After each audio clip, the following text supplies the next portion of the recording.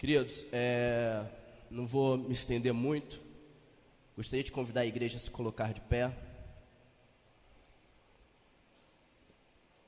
e abrir comigo as suas Bíblias no livro de Neemias, capítulo 1.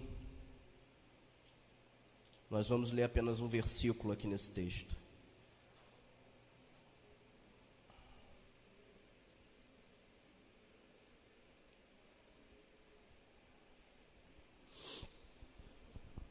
Neemias capítulo 1, nós vamos ler apenas o verso 4, amém?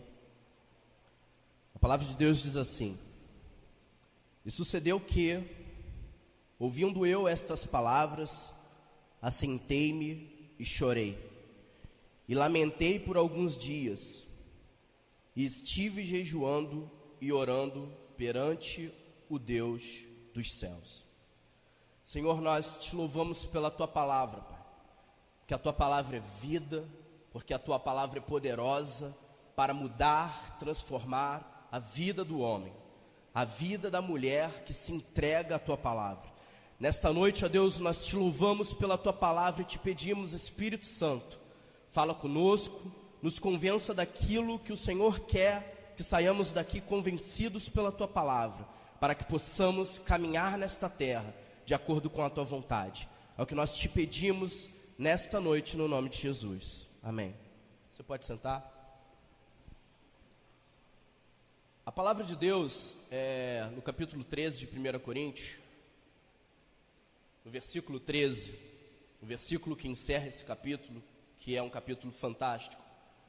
A palavra de Deus diz: E agora, pois, permanece a fé, a esperança e o amor. Porém, o maior desses é o amor. E quando nós falamos para a igreja, nós gostamos de falar, e é pregado, e é falado sobre fé. Porque a fé é aquilo que nos dá base, aquilo que nos dá sustentação para vivermos neste mundo. Sem fé, eu não posso seguir adiante, eu não consigo crer que Deus pode mudar o meu amanhã. A palavra de Deus diz que sem fé é impossível que eu agrade ao Senhor. E é importante que eu creia que Ele exista, para que eu possa me aproximar dEle. Isso é fé. E a base do Evangelho é o amor. Como o próprio apóstolo Paulo aqui, no capítulo 13 de 1 Coríntios diz: O maior destes é o amor. A base do Evangelho é o amor. Se nós não entendermos isso, nós podemos entender de tudo. Podemos profetizar, podemos falar em línguas estranhas, podemos fazer qualquer coisa, como ele bem diz no capítulo 13 de 1 Coríntios. Mas nós não entenderemos nada acerca de Deus, porque não entendemos o amor. Mas o que eu quero falar nesta noite é sobre esperança. Talvez seja algo que menos se pregue. E eu não quero falar simplesmente da esperança que nós temos no céu, na pátria, que nós já pertencemos e esperamos um dia estar. Eu quero falar daquela esperança que faz com que nós venhamos a todos os dias pela manhã, abrir os nossos olhos, ter um coração cheio de gratidão a Deus, porque Ele está nos permitindo acordar mais uma manhã. Eu quero falar da esperança que faz com que nós possamos olhar para o nosso irmão, para o nosso próximo, até aquele que não professa a mesma fé que nós, e vermos que aquela pessoa pode ter a vida mudada. Hoje, ela não é tudo aquilo que Deus gostaria que fosse, mas ela pode ter a vida mudada. Eu quero falar da esperança que faz com que nós possamos olhar realmente para os jovens, para os adolescentes que nós temos hoje no nosso país, no nosso mundo, e dizermos assim: este é o futuro da humanidade. Eu quero falar sobre uma esperança que nós não temos mais. Nós não cremos mais no ser humano. Nós não cremos que as pessoas podem ser melhores. Nós não cremos que as pessoas podem negar a si mesmas e amarem umas às outras sem interesse algum. Eu quero falar de uma esperança que está repleta de passagens falando sobre isso na Bíblia. Mas nós muitas das vezes deixamos de lado. Há alguns anos atrás, mais precisamente em 2010, eu não vou lembrar mês, data, dia, enfim, mas eu sei que foi o ano de 2010. Foi estudado na escola bíblica uma revista, num determinado trimestre, da CPAD, e uma das lições dessa revista falava sobre o amor fraternal. E eu lembro que eu ainda trabalhava na SEDAI, Jardim Primavera, e eu mostrei aquela lição para um irmão em Cristo, alguém que acredita em Jesus como eu acredito. E esse irmão virou para mim e falou assim: não adianta pregar mais sobre isso. As pessoas sabem, mas elas não fazem. Isso nada mais é do que falta de esperança, de não crer, de não ter esperança de que as pessoas podem ser transformadas pela palavra e pelo amor de Deus. Eu quero falar sobre essa esperança, e essa esperança que fez com que esse homem, Neemias, recebesse uma notícia de como estava a sua nação, recebesse uma notícia de como estava o seu povo. E aqui, como diz no versículo 4, e sucedeu que, ouvindo eu estas palavras, essas notícias ruins, assentei-me e chorei. Mas o próprio Neemias, ele diz que ele chorou, lamentou por alguns dias, e estive jejuando e orando perante o Deus dos céus. Muitas das vezes nós recebemos notícias ruins, muitas das vezes nós acordamos, e como eu disse agora, abrimos os nossos olhos e até agradecemos a Deus, aleluia, Senhor, muito obrigado por mais um dia, mas aquele dia talvez não seja tão bom assim, e você receba notícias ruins. Talvez seja aquele dia que você chegue no final da tarde, no final da manhã, no final da noite e diga assim: nossa, eu preferia nem ter acordado hoje, eu preferia nem ter colocado o pé para fora de casa hoje. Neemias recebeu uma notícia que fez com que ele chorasse e lamentasse. Mas chorar e lamentar simplesmente não basta. Neemias, ele teve uma atitude, ele teve uma ação. E a ação de Neemias foi orar e jejuar a Deus. Esse é o primeiro ponto que eu quero mostrar para você. Se nós queremos que essa esperança que hoje não existe, é importante que eu e você sejamos sinceros em reconhecer: é verdade, Júlio, eu não tenho a menor esperança, eu não espero que nada melhore. Ah, é profético isso, no final dos tempos, vai tudo piorar mesmo. É necessário que nós sejamos sinceros conosco, e digamos: eu realmente não tenho esperança. Para que então, quando eu olhe, de repente, um jornal nacional, qualquer reportagem, veja notícias que façam com que eu chore, façam notícias que façam com que eu olhe e diga assim: nossa, esse governo que está governando o nosso país não vale nada, cambada de corrupto. Em vez de eu lamentar e chorar simplesmente, ou muitas das vezes lamentar e praguejar e murmurar contra o governo, que eu possa jejuar e orar por este governo. E não só pelo governo, pela nação, pelo país, pelo povo. Porque se o governo está mal, Deus tem poder para tirar e colocar quem Ele quer. Ou Ele tem poder até para mudar o que está acontecendo, porque tudo é da vontade de Deus. Não pense você que a crise que nós estamos passando é algo que está fora do controle de Deus. Não, não é. Mas eu não posso simplesmente sentar, chorar e lamentar quando algo ruim vem de encontro a mim. Eu preciso ter uma atitude, eu preciso ter uma ação, eu preciso sair da inércia. Se Neemias ficasse sentado, chorando e lamentando, talvez ele não visse nada mudar. Mas ele teve uma atitude. Ele orou e jejuou a Deus. E a palavra de Deus, ela continua nos mostrando como que Deus interviu com a sua mão poderosa. No versículo 8, Neemias termina dizendo assim, versículo 10. Este ainda são os teus servos e o teu povo, que resgataste com a tua grande força e com a tua forte mão. Neemias, quando faz essa oração a Deus, ele faz com que Deus seja exaltado quando ele mostra que a mão poderosa de Deus era sobre este povo, que hoje Neemias lamentava, mas que Neemias, através dessa oração e desse jejum, começou a brotar nele um fio de esperança. Neemias não sabia o que ia acontecer. Neemias não sabia como que as coisas iam se passar. No capítulo 1 aqui mesmo, começa dizendo que as palavras de Neemias, filho de Acalias, e sucedeu no mês de Quisleu, no ano 20º, estando eu em Suzã, a fortaleza. O mês de Quisleu seria algo equivalente hoje no nosso calendário ao mês de dezembro, tá? Então, para o povo daquela região, eles estariam num período de inverno. E aí, eu quero justamente fazer menção a isso. Muitas das vezes nós nos encontramos no inverno da nossa vida. E no inverno não há flores. O tempo é frio, nada frutifica, nada nasce, nada brota.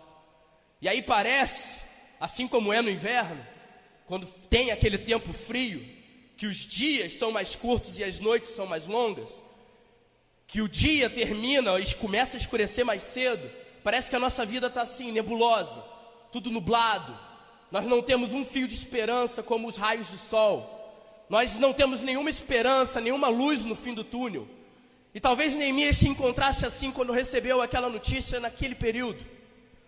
E aí nós vamos ver que depois de Neemias ter tido toda essa atitude de orar e jejuar, Deus, Ele não mostra, Ele não dá a Neemias uma solução de imediato. A palavra de Deus, ela vai nos mostrar, já no capítulo 2, no versículo 1, assim: sucedeu, pois, que no mês de Nisan, no ano 20º do rei Artaxerxes, que estava posto vinho diante dele, e eu tomei o vinho e o dei ao rei, porém nunca antes estivera triste diante deles. Nisan seria o mês equivalente ao mês de abril hoje. E nós podemos ver aí o transcorrer desses meses. Deus não deu uma resposta para Neemias. Deus não colocou diante de Neemias a solução de imediato. E assim, muitas das vezes é na nossa vida. Nós recebemos notícias ruins, o nosso mundo desaba, o nosso chão some debaixo dos nossos pés, e nós oramos e jejuamos a Deus, mas eu quero a resposta amanhã. E aí Deus não dá a resposta amanhã. Ele pode dar a resposta amanhã, mas por acaso Ele não dá. É a vontade dEle. E aí, eu vou lá e oro amanhã de novo, jejuo no dia seguinte, mas eu quero a resposta no terceiro dia. Mas Deus não dá a resposta no terceiro dia. O que eu quero dizer com isso? Neemias, ele não só orou e jejuou um dia, uma semana, um mês. Ele perseverou em fazer isso.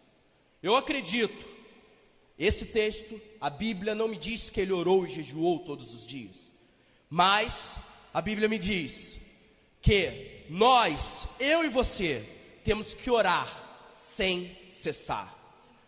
E orar sem cessar é isso. É quando muitas das vezes as coisas estão más, as coisas estão indo de mal a pior. Nos meus olhos físicos, carnais, eu não tenho nenhuma esperança. Eu não vejo a solução diante dos meus olhos. Parece que as coisas não vão melhorar. Parece que as coisas só vão piorando.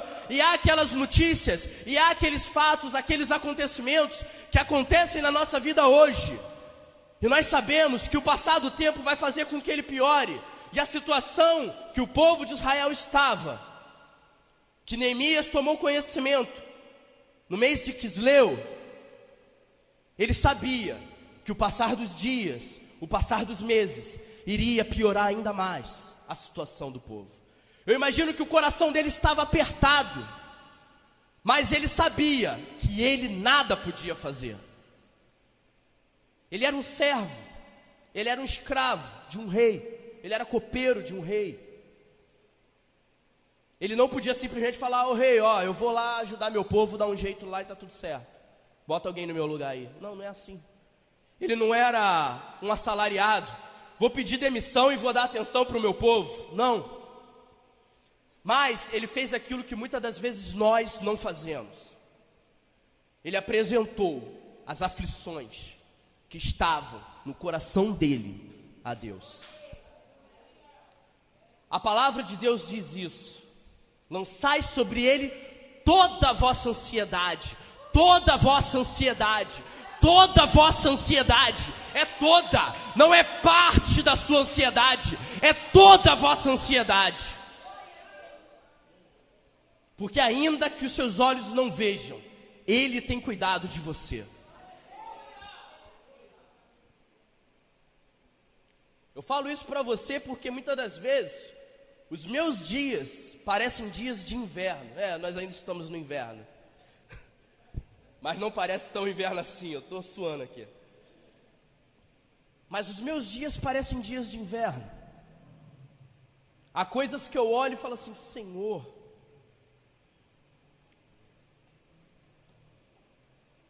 a única coisa que eu posso dizer diante dele: eu nada posso, mas o Senhor pode. Neemias, na sua oração, ele declara: tua grande força e com a tua forte mão. Neemias conhecia o Deus que ele servia. Nessa oração, quando você vai lendo e vai vendo o que Neemias falou, ele reconhece que ele não estava atentando para os mandamentos, as ordenanças do Senhor como deveria. Ele reconhece que ele não estava cumprindo aquilo que as ordenanças que Deus havia dado a Moisés. Ele sabia, ele reconhecia que não estava cumprindo como deveria, mas ele se humilha diante de Deus. Muitas das vezes nós deixamos com que as mentiras do diabo entrem na nossa mente, na nossa consciência e diga assim: nossa, mas eu sou um pecador, mas eu sou um homem tão falho, eu falo aqui o que tem que ser feito e logo ali eu estou errando. Mas Neemias reconheceu isso e ele se prostrou diante de Deus, se humilhou e entregou a Deus, nas poderosas mãos de Deus, a causa que afligia o coração dele. Não é oração de hipócrita. Ó Senhor, como o publicano, né? Ó Senhor, eu que sou justo, que dou dízimo, que faço, que prego, que uso manga longa, gravata. Ó, atente para a minha oração agora. Não, é como a oração do pecador.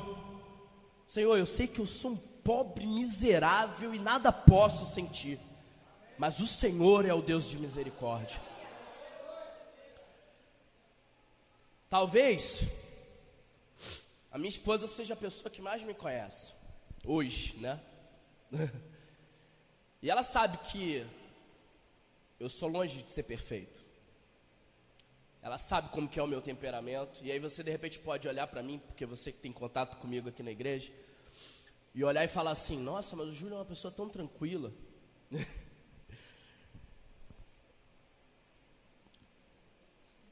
Existem coisas que, se nós formos olhar para nós nunca teremos coragem de chegar diante de Deus para falar com Ele. Outro dia eu estava assistindo, e eu assisti já trocentas vezes o DVD desse homem de Deus fantástico, que eu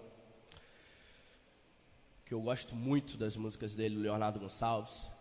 E ele diz uma coisa no DVD dele: se você soubesse certas coisas a meu respeito, você nunca mais olharia para mim. Você nunca mais sentaria ao meu lado. Você nunca mais me chamaria de irmão, me daria a paz do Senhor. Neemias, ele sabia que ele estava ali imerso numa outra cultura, servindo a um rei pagão, um rei que não adorava o mesmo Deus que ele. Mas ele se humilhou diante de Deus e se dedicou à oração. E aí, a própria palavra de Deus aqui, no capítulo 2, no verso 4 e 5, Deus intervém e agora mostra diante dos olhos de Neemias a solução. E o rei me disse: que me pedes agora? Então orei ao Deus dos céus e disse ao rei: se é do agrado do rei, e se o teu servo é aceito em tua presença, peço-te que me envies ajudar a cidade dos sepulcros de meus pais, para que eu a edifique. Vou continuar lendo aqui, verso 6. Então o rei me disse, estando a rainha sentada junto a ele: quanto durará a tua viagem e quando voltarás? E aprouve ao rei enviar-me, apontando-lhe eu um certo tempo. Disse mais ao rei: se ao rei parece bem, dê-me cartas para os governadores da além do rio, para que me deem passagem até que chegue a Judá, como também uma carta para Asaf, guarda do jardim do rei, para que me dê madeira para cobrir as portas do paço da casa, e para o muro da cidade, e para a casa em que eu houver de entrar. E o rei me deu, segundo a boa mão de Deus sobre mim. Aí, esse Neemias, que se humilha diante de Deus, que reconhece que é um escolhido de Deus, um servo de Deus, que não tem atentado para aquilo que Deus quer, ora e jejua ao Senhor, se humilha ao Senhor, e da onde ele menos poderia imaginar, vem a solução. Um rei pagão, um rei que não adorava ao Deus Todo-Poderoso, como aqui no texto diz, ao Deus dos céus, ao Jeová, ao El Shaddai, ao El Elyon, ao Deus que nós adoramos, um rei que não servia, que não reconhecia esse Deus. Neemias pede a ele recursos e liberação para poder voltar à sua cidade e edificar os muros novamente. E esse rei, que não reconhecia esse Deus, dá a Neemias a autorização para ir e ainda lhe dá os recursos necessários para que então os muros e a cidade fosse reedificada. Deus levanta pessoas que nós não esperamos em prol daquilo que Ele quer, que é da vontade dEle, que aconteça e que se torne realidade nas nossas vidas. E eu quero, nesse texto, falar para você dessa esperança, que com oração e com jejum, na vida de Neemias, fez com que essa esperança brotasse. E ele então, da onde não esperava, da onde ele podia menos imaginar, ele não vai ao rei pedir. O rei pergunta: o que você quer? O rei olha para ele e vê ele triste. Olha, eu nunca te vi triste. A tua alma está triste. Deus pega um homem que não adora a ele e faz com que aquele homem tenha sensibilidade tamanha, para olhar para Neemias e enxergar na alma dele: você está triste. E eu sei que você não é assim. O que está afligindo a tua alma? E aí, hoje, o que Deus faz todos os dias conosco, e o que Ele quer fazer contigo nesta noite, é perguntar para você: o que aflige a tua alma? Pede agora, fala agora, porque eu sou o Deus da esperança, o Deus aonde você pode esperar, porque não importa o que eu tenha que mover, não importa céus e terra que eu tenha que mover, eu moverei porque eu te amo. A palavra de Deus diz que todas as coisas cooperam, todas as coisas se reúnem, todas as coisas se direcionam para o bem, para o final bondoso, amoroso e grandioso do Senhor na vida daqueles que amam a Deus. É mais do que uma religião. Na verdade, não tem nada a ver com religião. Tem a ver com você conhecer quem é esse Deus que você adora. Neemias estava longe do seu povo, longe das suas tradições, longe da sua cultura, longe de tudo, mas uma notícia ruim fez com que ele lembrasse. E eu acredito que junto com aquela notícia ruim, houve lembranças de um tempo bom, aonde ele começou a lembrar: nossa, o povo que foi tirado do Egito, como o próprio pastor Marcos ministrou hoje aqui na palavra de inspiração, um povo que o Deus abriu o mar vermelho e tirou do Egito, tirou do cativeiro, fez esse milagre fabuloso, e que Deus era adorado pelo povo de Israel pela forma como tirou o povo de Israel de dentro do Egito. Eu acredito que ele deve ter começado a lembrar de como os seus pais, de como ele foi ensinado a adorar esse Deus. Muitas das vezes Deus permite que coisas ruins aconteçam na nossa vida, para que possamos nos alertar, acordar, para vermos que somos carne, para vermos que somos gente, para vermos que somos falhos, para vermos que dói de verdade, mas para que possamos lembrar o que Deus já fez lá atrás na nossa vida. Muitas das vezes a religiosidade nos torna mecânicos e frios. Eu venho todo domingo à igreja, levanto a mão, aleluia, glória a Deus, oh Senhor, mas nada acontece. E às vezes não é simplesmente falta de fé, você até tem fé. E às vezes não é nem porque você não ama a Deus, você até ama a Deus. Mas às vezes é porque o seu coração já está ligado no automático, a tua alma, a tua consciência já está no automático. Eu já sei o que o ministério de louvor vai fazer aqui no domingo. Eu já sei como é que vai ficar a arrumação, já sei que o João vai sentar ali naquela bateria, já sei que vão abrir o culto, enfim. A gente se acostuma com essa rotina. E não temos experiência com Deus. E aí Deus permite que coisas ruins aconteçam, para que então possamos ter uma experiência pessoal com Ele. A situação do povo de Israel aqui era pura permissão de Deus. Mas Neemias podia ter feito como nós muitas das vezes fazemos: ah, Senhor, eu estou passando por tudo isso, isso aconteceu na minha vida porque é da vontade de Deus. E aí eu posso, como Neemias fez aqui, sentar, chorar e lamentar. E aí eu me conformo.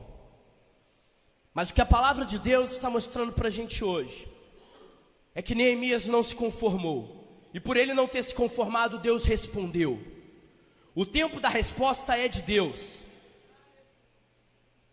Mas o que nós temos que fazer todos os dias, enquanto Deus não responde, enquanto Deus ainda não mostra o escape, enquanto Deus ainda não dá a solução, é perseverar nesta busca por Deus. Senhor, eu não vou cessar de orar e jejuar enquanto eu não ouvir a tua resposta.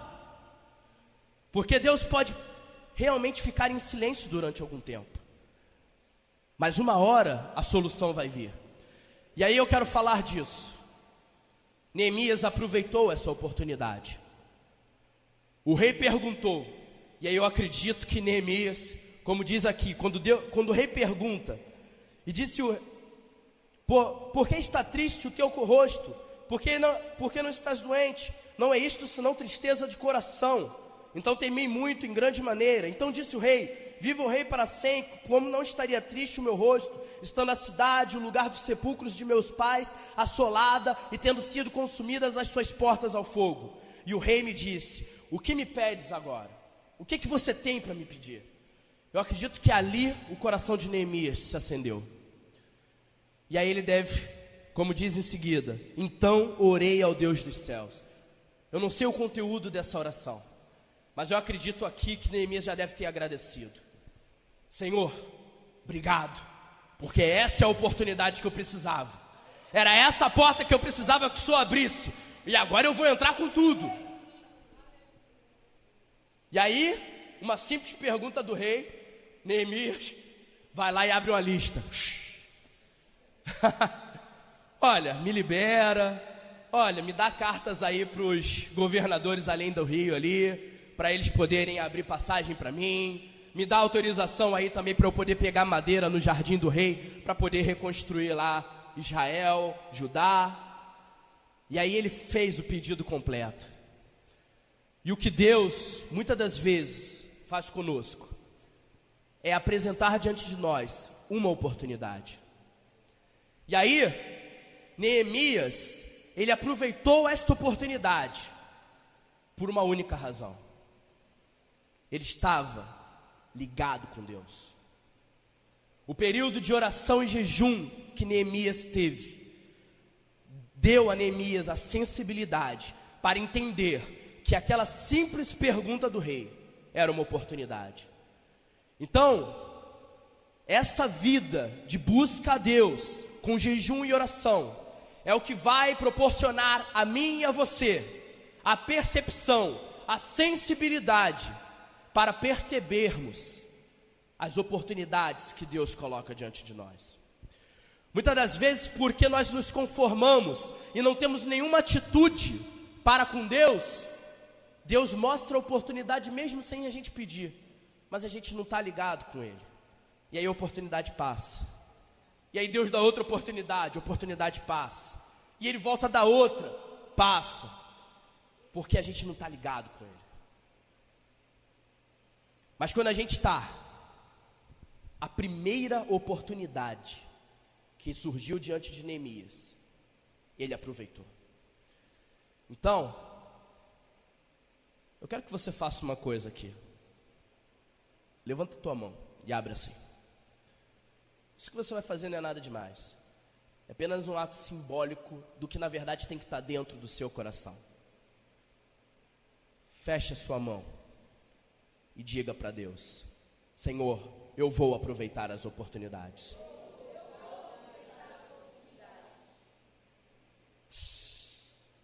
Eu não tenho certeza que você falou isso para Deus. Senhor, eu vou aproveitar a oportunidade. Diga com vontade, com perseverança, com certeza. Isso, você precisa crer. A palavra de Deus diz que você precisa crer no seu coração e confessar com a sua boca, para que então o escape, a salvação venha. Neemias aproveitou essa oportunidade. E depois dele aproveitar essa oportunidade, ele simplesmente começa a ver Deus operar poderosamente. Ele começa a ver Deus agindo poderosamente para abrir o caminho, para que então ele começasse a ver. A palavra de Deus, ela nos mostra mais adiante no capítulo 2, no verso 17 e 18. Então lhes disse: bem vedes vós a miséria em que estamos, que Jerusalém está assolada, e que as suas portas têm sido queimadas a fogo. Vinde, pois, e reedifiquemos o muro de Jerusalém, e não estejamos mais em opróbrio.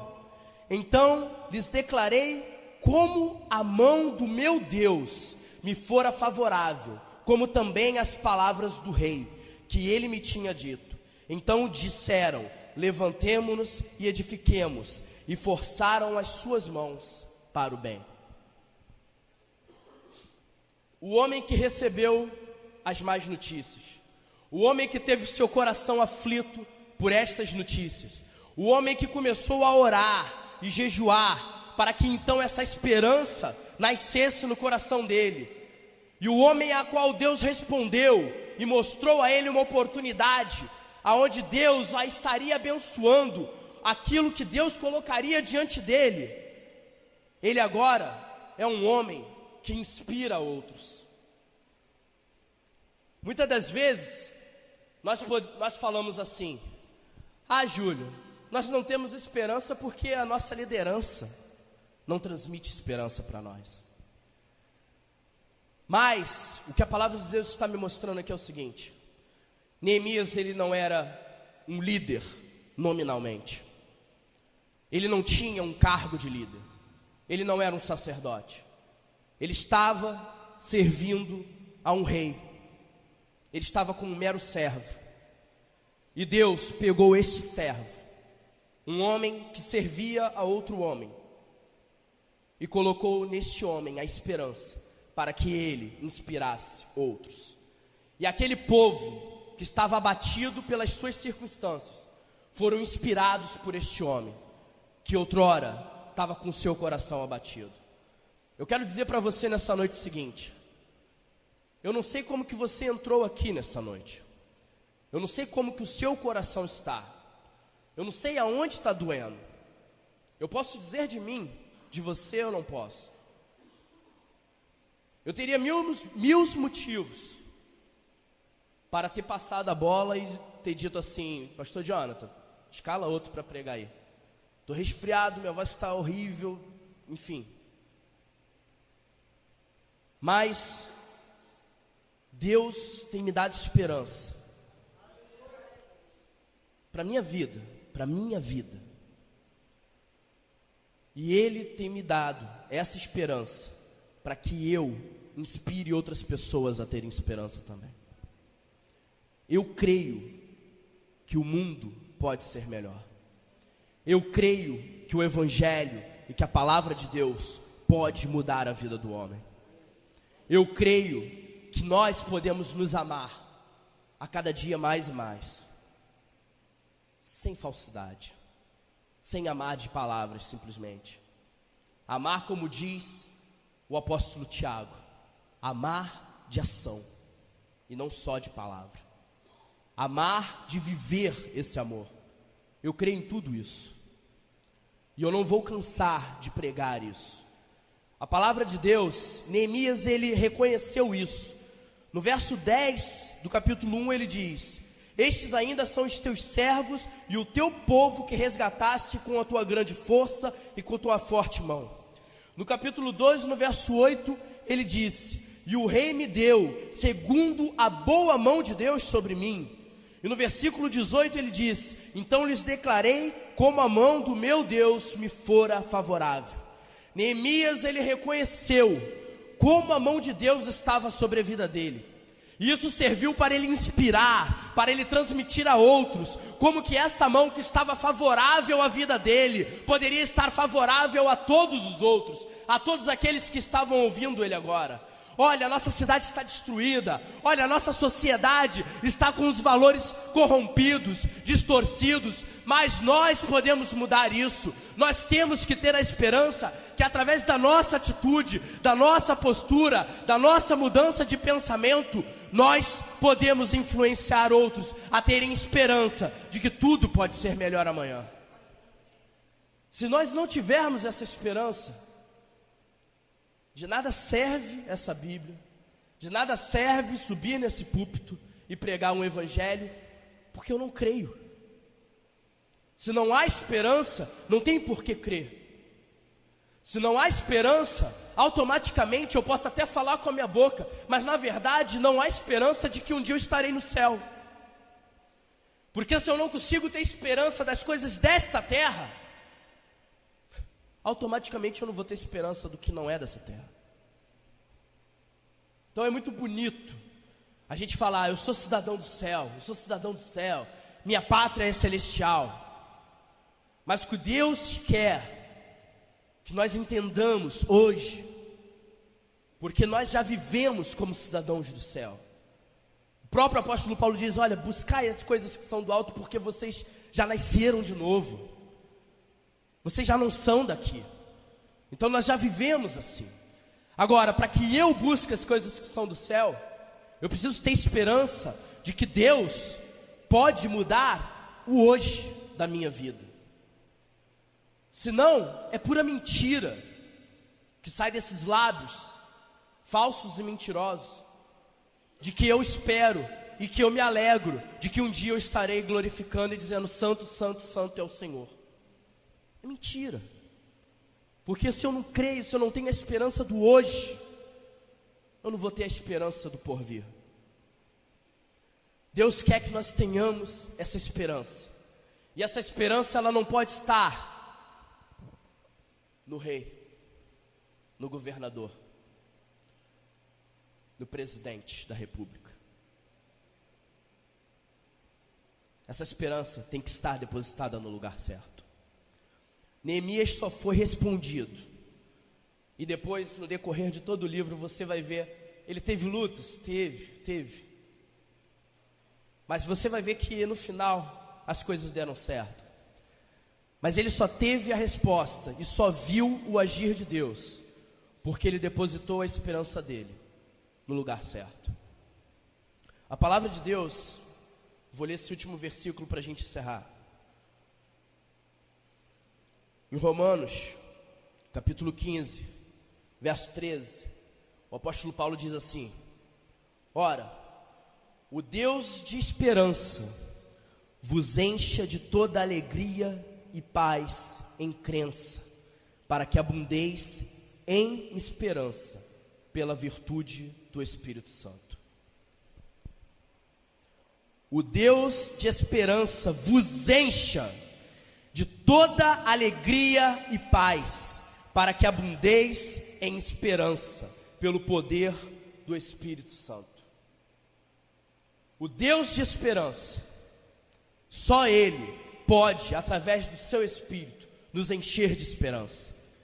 E quando o apóstolo Paulo fala aqui que Ele vos encha de alegria e paz, que estejamos cheios do reino de Deus, porque o reino de Deus é alegria e paz. O reino de Deus não é isso aqui. O reino de Deus, ele está aqui.